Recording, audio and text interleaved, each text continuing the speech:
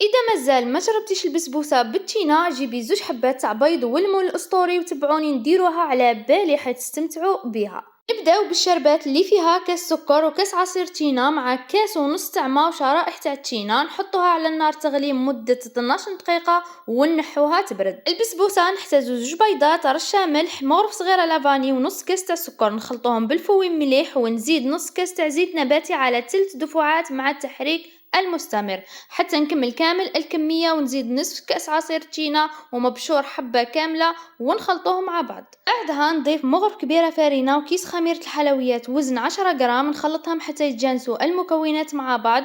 نجيب كأس وربع دقيق متوسط، لازم ومن المستحسن يكون متوسط حتى نتحصلوا على هذا القوام، ونخلي الخليط يرتاح مدة 15 دقيقة. بهالحبة تاع الدقيق تتنفخ وتشرب السوائل. نجيب المول الأسطوري اللي كنت دهنته بالزيت ورشيت عليه دقيق متوسط، نصب فيه الخليط ونسويه مليح بهالأطراف كلها تجي متساوية، ما تجيناش جهة طالعة وجهة هابطة.